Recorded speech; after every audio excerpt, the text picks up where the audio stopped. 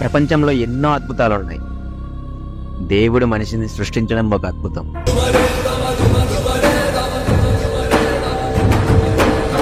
ఆ సృష్టించిన మనిషి ఇంకొక మనిషిని పుట్టించడం ఒక అద్భుతం.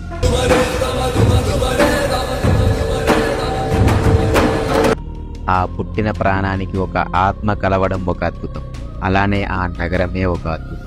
అదే శంబలా నగరం. కర్మ కర్మ నిర్వహణ కోరిన ధర్మ కూడ దుర్జయ సమమౌనని చాటిన నాటి పురాణ ప్రబోధం నలు చరగులుగా.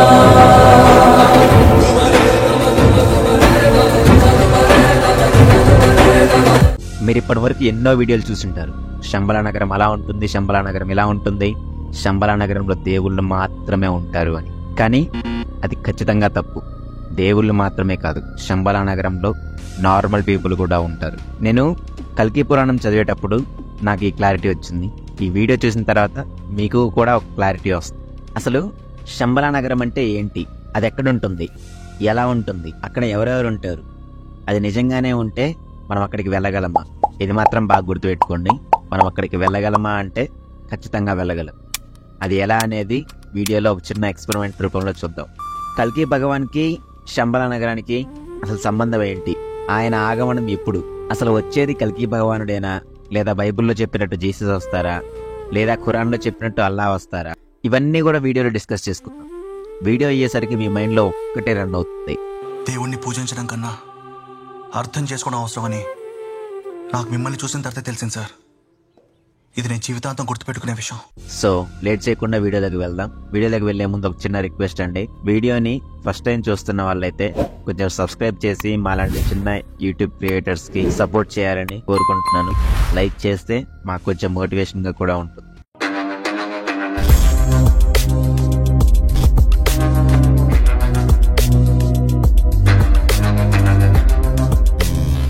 శంబలాని షాంగి లా, శంబల్లా అని కూడా అంటారు. శంబలాకి సాంస్క్రిట్ లో మీనింగ్ ఏంటి అంటే ప్లేస్ ఆఫ్ పీస్ అని అర్థం. ఇంకా దీన్ని ల్యాండ్ ఆఫ్ ప్యారడైజ్ అని కూడా అంటారు.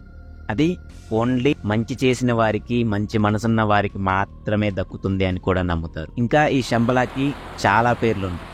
లైక్ ఫోర్బిడెన్ ల్యాండ్ అంటారు, వైట్ వాటర్స్ ల్యాండ్ అంటారు, ల్యాండ్ ఆఫ్ రేడియంట్ స్పిరిట్స్ అంటారు, ల్యాండ్ ఆఫ్ గుడ్ స్పిరిట్స్ అంటారు, ల్యాండ్ ఆఫ్ లివింగ్ ఫైర్ అని కూడా అంటారు.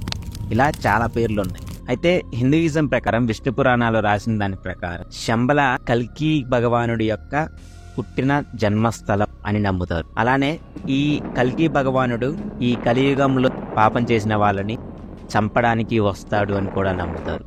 అలానే బుద్ధిజం వాళ్ళు కూడా సేమ్ అలానే నమ్ముతారు, కాకపోతే కాలచక్ర తంత్రాన్ని ఫాలో అవుతారు. ఇంకా ఈ శంబలాకి outer meaning, inner meaning, alternative meaning అని చెప్పి కొన్ని మీనింగ్స్ ఉన్నాయి.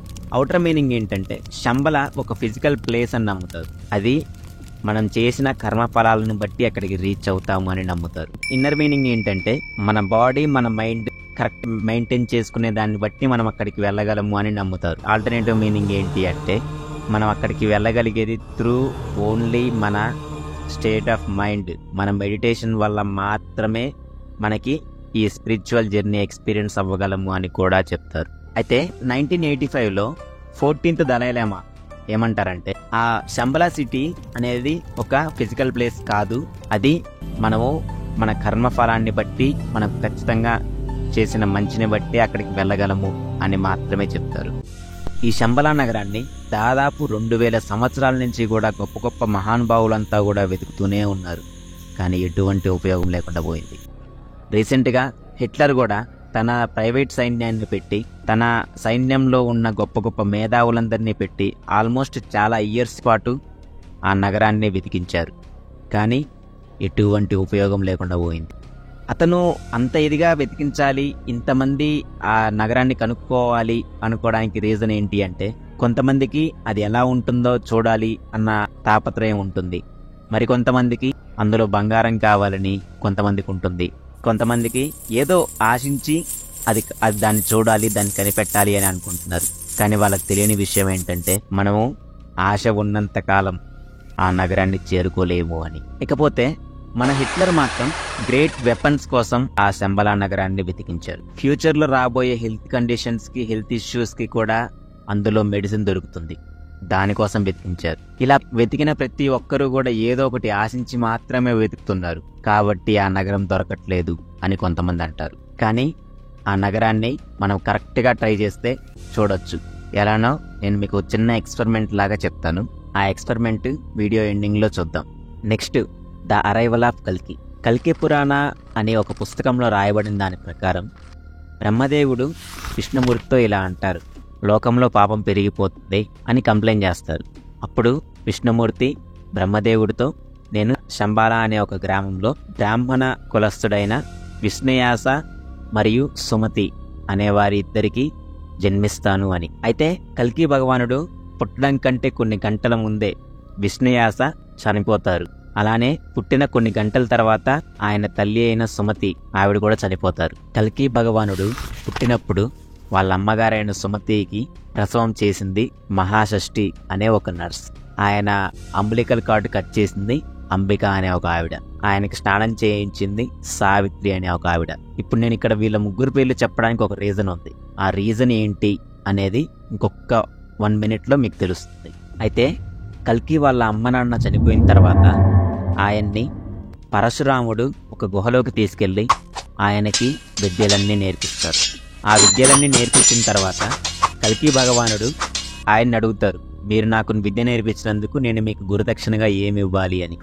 అప్పుడు ఆయన అంటారు, ఈ లోకంలో చాలా పాపం నిండిపోయింది, అలాంటి వారందరినీ శిక్షించి మళ్ళీ మీరు సత్యయుగాన్ని ప్రారంభించాలి అని ఆయన కోరతాడు. దాన్ని బట్టి సత్యయుగాన్ని రీఎస్టాబ్లిష్ చేయడానికి, కలియుగాన్ని అంతం చేయడానికి ఆయన బయటకు వస్తారు. అలా ప్రపంచంలో ఉన్న చెడ్డవారందరినీ కల్కి భగవానుడు చంపేసిన తర్వాత కలియుగాన్ని అంతం చేసి సత్యయుగాన్ని మొదలుపెట్టి ఆ సత్యయుగానికి మారు అండ్ దేవపి అని 2 పవర్ఫుల్ కింగ్స్ని రూలర్స్గా పెట్టి ఆయన వైకుంఠానికి వెళ్ళిపోతారు. ఇకపోతే నేను ఇందాక 3 పేర్లు చెప్పాను కదా, మహాషష్ఠి, అంబిక, సావిత్రి అని. వాళ్ళ ముగ్గురు గురించి నేను చాలా రీసెర్చ్ చేశాను. అయితే ఫైనల్గా వాళ్ళ గురించి తేలింది ఏంటి అంటే వాళ్ళు నార్మల్ హ్యూమన్ బీయింగ్స్ అని. సో దాన్ని బట్టి మనకు అర్థమయ్యేది ఏంటంటే శంబాల నగరంలో ఓన్లీ దేవతలు మాత్రమే కాదు, మనుషులు, నార్మల్ హ్యూమన్ బీయింగ్స్ కూడా ఖచ్చితంగా ఉంటారు అని అర్థమవుతుంది. Next, is there any possible ways of reaching Shambhala అంటే డెఫినెట్లీ ఎస్ అనే చెప్పాలి. ఎందుకంటే మనము ఈ ప్రపంచాన్ని ఒక డైమెన్షన్లో మాత్రమే చూడగలుగుతున్నాం, కానీ there are many other dimensions. ఆ శంబల నగరంలో ఉండే ప్రజలు, ఆ శంబల నగరంలో ఉండే దేవుళ్ళు, వాళ్ళు ఈ ప్రపంచాన్ని అన్ని డైమెన్షన్స్లో చూడగలరు. అంతెందుకు, వాళ్ళు మన పక్కనే ఉండొచ్చు, కానీ వాళ్ళు మనకు కనిపించరు, మనం వాళ్ళకి ఖచ్చితంగా కనిపిస్తాం. అర్థం కాలేదు కదా?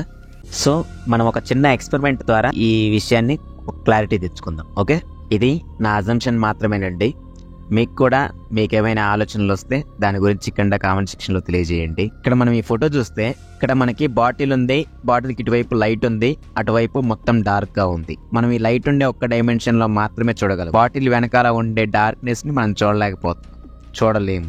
సో మనకి వాళ్ళు కనిపించరు. కానీ అక్కడ శంబల నగరంలో ఉండే వాళ్ళు ఏంటంటే ఆ డార్క్ సైడ్ ఉండడమే కాకుండా వాళ్ళు ప్రపంచాన్ని అన్ని డైమెన్షన్స్ లో చూడగలరు. సో వాళ్ళు ఆ డార్క్ లో ఉండగలరు, అలానే లైట్ లో కూడా ఉండగలరు. సో వాళ్ళు మన పక్కనే ఉండొచ్చు, మనం చూస్తూనే ఉండొచ్చు. మీరు ఇందాక నేను అంబిక గురించి చెప్పినప్పుడు ఆవిడ గంగా వాటర్తో కల్కి భగవానుడికి స్నానం చేయిస్తారు. అంటే గంగా రివర్ ఎక్కడ ఉంటుంది? మన ఇండియాలో ఉంది, యాజ్ వి ఆల్ నో.